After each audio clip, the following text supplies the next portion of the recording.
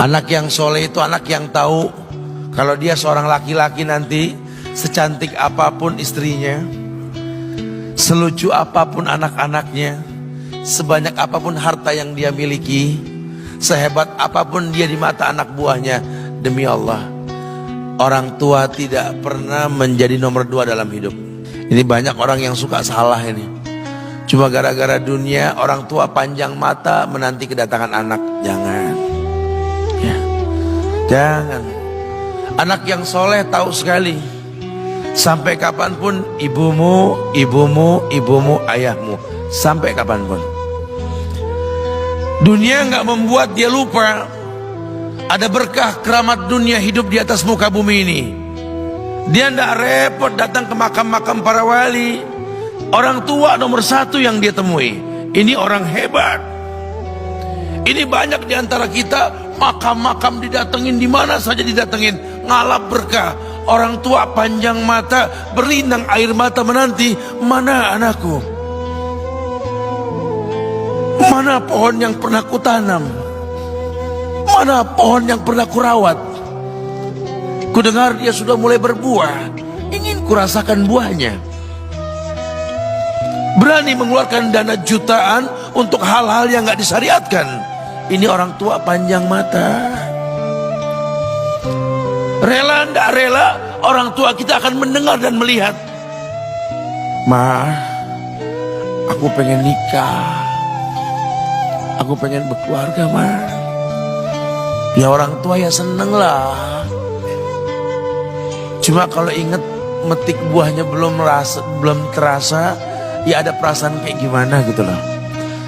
Karena dia tahu setelah ini dia akan menikah, bahwa anak orang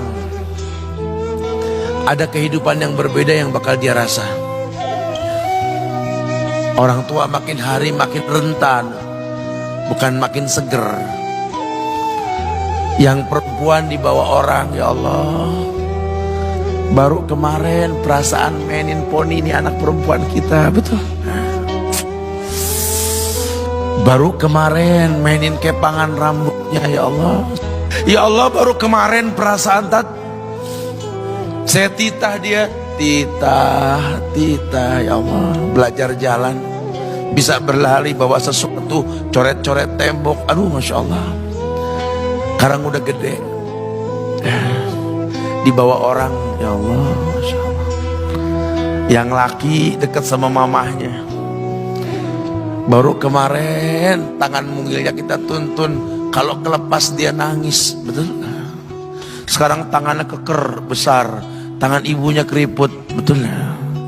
Mau nangkep tangan anak pun sudah mulai susah. Nebawa anak orang datang dengan gagah, cium tangan, cipika-cipiki, udah. Ma, kita jalan dulu Ma ya. Udah Mama, udah. Digandeng tangan kekasihnya, dirangkul pundaknya. Ini anak laki ndak tahu ibunya kayak diiris-iris jantungnya. Dia lihat tangannya yang keriput, ya Allah. Udah berapa lama tangan ini nggak dibawa sama anak ini? Udah berapa lama tangan ini nggak digandeng sama anak saya?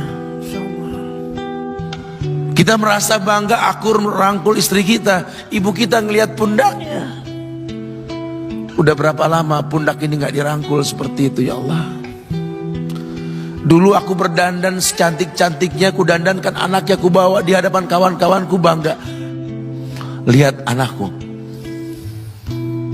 Tapi dia gak pernah berdandan rapi membawa aku ke hadapan teman-temannya. Lihatlah ibuku. Ibunya sudah kebayang, ya Allah, ini anak bakal minta nikah sebentar lagi. Yang wajar kalau orang nanam pohon pengen metik buah, wajar. Ini buah belum terasa, pohon sudah mau dibawa, kebayang tidak? Ya Allah. Mulai dia kebayang. Sehingga rasa-rasa seperti ini menjadi tumpukan rasa di hati orang tua kita, yang nanti pada akhirnya dia pun bakal kembali ke hadirat Allah, kita pun bakal kembali ke Allah, betul? Sementara yang namanya kemuliaan datang dengan cara sabab yang benar. Ridallah fi ridal walidain wa sukhtullah fi sukhtil walidain.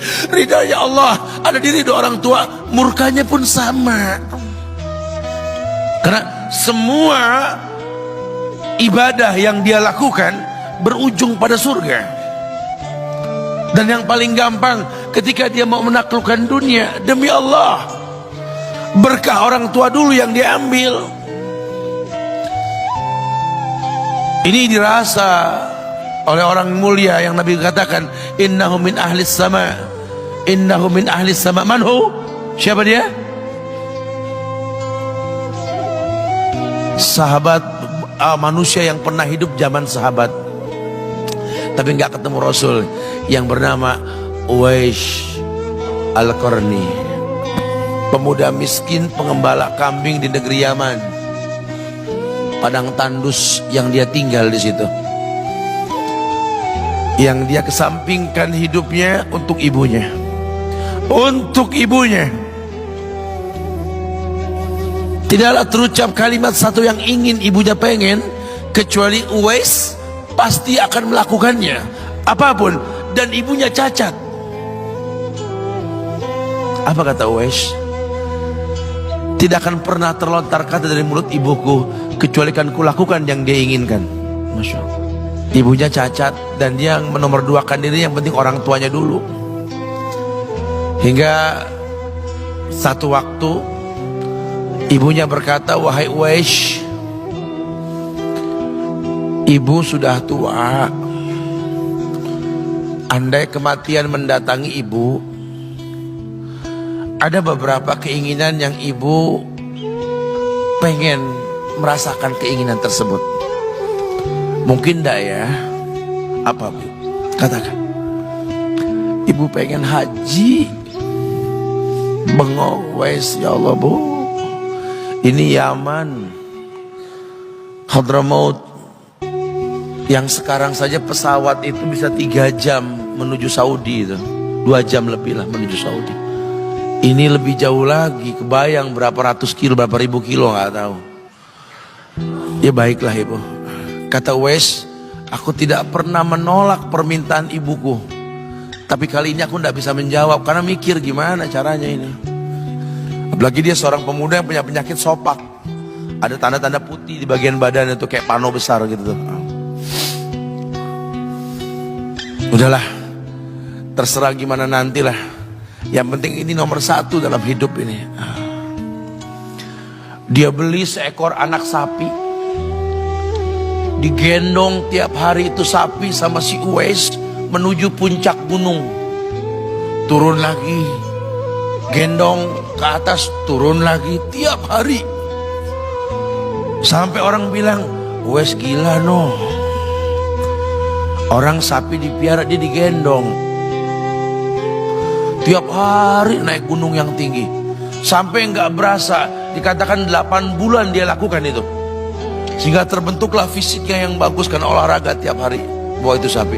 Dan sapi itu makin berat, dalam hikayat dikatakan sampai di atas 100 kilo itu sapi. Kemudian dia tetap gendong ke atas dan dia yakin, bismillah saya yakin. Sampailah bulan haji, ibu naik ke pundakku, digendong ibunya dari negeri Yaman. Subhanallah, gak ada yang gak mungkin. Lihat, dibawa ibunya ke Mekah, bertawaf di Ka'bah, dunia menyaksikan. Bahkan hikayat mengatakan dia sempat bertanya kepada sahabat Abdullah bin Umar, aku telah menggendong ibuku dari negeri Yaman menuju Mekah, bertawaf di Ka'bah ini, sudahkah aku membayar jasa ibuku? Apa kata sahabat Abdullah bin Umar? Bahkan satu hentakan napas pun ketika melahirkanmu belum terbayar. Bahkan satu hentakan napas pun ketika melahirkanmu belum terbayar. Dia selesaikan tawafnya, dia selesaikan tawafnya. Selesai tawaf, dibawa ibunya ke makom Ibrahim untuk sholat 2 rakaat. Selesai sholat, dia angkat tangan, dia berdoa kepada Allah, ya Allah, ampunkanlah ibuku ya Allah. Ampunkan ibuku ya Allah. Masukkanlah dia ke sorgamu ya Allah. Masukkan dia ke sorgamu ya Allah.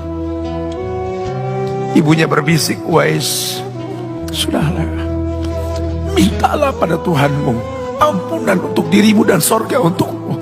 Wallahi wahai ibu, Allah ampunkan kamu, Allah masukkan kamu ke sorga, cukup untukku. Ridhomu yang kubutuhkan wahai ibu. Lihat, manusia saleh, hasil doa Rabbi habli minas solihin. Lihat, makanya ketika Nabi mengatakan innahu min ahli sama, ini manusia penghuni langit, Umar